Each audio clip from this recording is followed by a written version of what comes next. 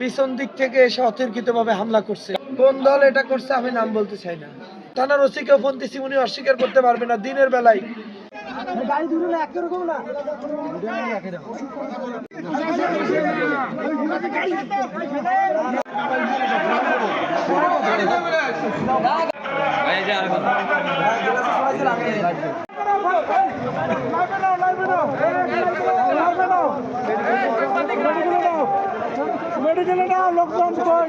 ছিল, হেলমেট ছিল 6 জনের মাথায়, 3 রাউন্ড গুলি উপর দিকে ছুঁড়াই একজন রামদানা কি একটা হাতে আসিল, খালি কোপ, গাড়ির উপরে কোপ। আপনারা ওই যে গাড়িটা ওইখানে আছে, শিহাব আহমেদকে হত্যার উদ্দেশ্যে এই হামলা সন্ত্রাসীরা চালায়।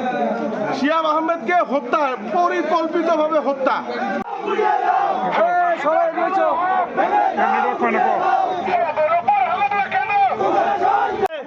আমরা হাতীবান্ধা পাটগ্রামের জনগণ কেউ বলতে পারবে না শিহাব আহমেদের একটি ভাই, একটি বোন কারো প্রতি অন্যায় অবিচার করেছে।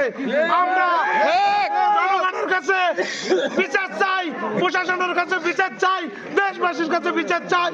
শিহাব আহমেদ ভালো কাজ করে বিদায়, এই জন্য কি তার উপর সন্ত্রাসীরা আক্রমণ করবে? আমরা 10 ভাই চাইলে আমরা কিছু করতে পারতাম না। শিহাব ভাই, উনাকে আল্লাহ রহম করেছে, উনি এলাকার সেবক হয়েছে, উনার পিছে আমরা সবাই আছি।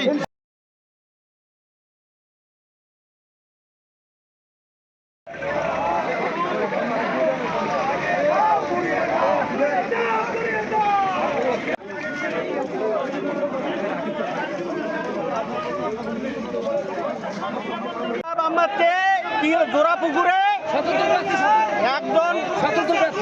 একজন স্বতন্ত্র প্রার্থী শিহাব আহমেদ একজন তরুণ উদ্যোক্তা, গরিব দুঃখী খেটে খাওয়া মানুষের কি দরদিয়া।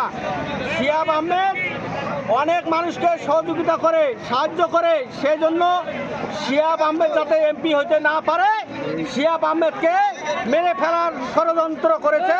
শিহাব আহমেদের গাড়িতে হামলা করেছে।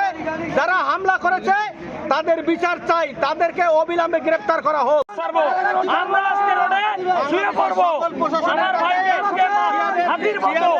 আমার শিহাব আহমেদ ভাইকে আজকে হাতির মতো গুলি করা হইতো, নয়তো কোপ দেওয়া হইতো। করেছেন আজকে আমরা প্রশাসনের কাছে নিরাপত্তা চাই এবং বিচার চাই।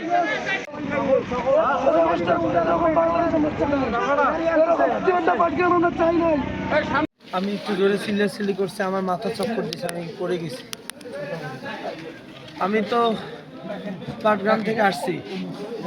আমার পাটগ্রামে আজকে সরকারি হাটে আমাকে একবার আটকাইছে, আধা ঘন্টা আমার গাড়িটাকে আটকায়া কয়েকটা উশৃঙ্খল ছেলে খুবই রাগান্বিত এবং আমার উপর পারলে হামলা করে, এরকম একটা অবস্থা অনেকেই দেখছে।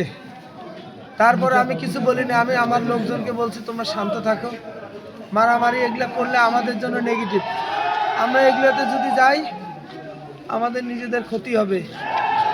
আমার লোকজনকে আমি কিন্তু শান্ত রাখছিলাম। সেখান থেকে পরে আমি পাটগ্রামে ঢোকার পরে চারদিকে যেদিকে গেছি আমি যাইতে পারি না, রাস্তা চারদিকে ব্যারিকেড দেওয়া।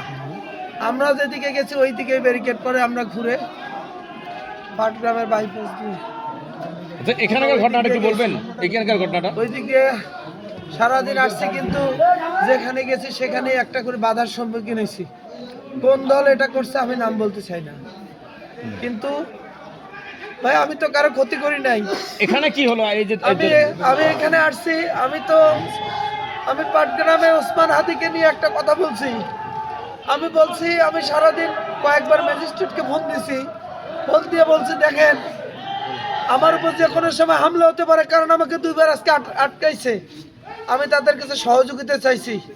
আমি কিন্তু পাটগ্রাম থানার ওসিকেও ফোন দিছি, উনি অস্বীকার করতে পারবে না দিনের বেলায়, কিন্তু কোনো পুলিশ প্রশাসন কেউ আমাকে প্রোটেকশন দেওয়ার জন্য আসে নাই। আমি বাউরা পর্যন্ত আসছি, অনেক শঙ্কিত ছিলাম। এখানে কি হলো? এইখানে আসার পরে আমি এই তেলের পাম্প পার হচ্ছে, আমরা চিন্তা করলাম এটা তো আমাদের বাড়ি, এখানে আর সমস্যা কোথায়। কিন্তু আমার 2টা গাড়ি থাকায় আমি পাম্প পার হয়ে একটু সামনে গেছি, আমরা গাড়ি স্লো যাচ্ছিল, পিছন দিক থেকে এসে অতর্কিতভাবে হামলা করছে। কারা হামলা করেছে? আমি তো দেখি নাই ভাই, আমি তো গাড়িতে এখন পিছন দিক থেকে কে হামলা করলো, কেমনে করলো, এটা কেমনে দেখবো? আমরা নেমে হচ্ছে যে দৌড়াইছি সবগুলো লোক।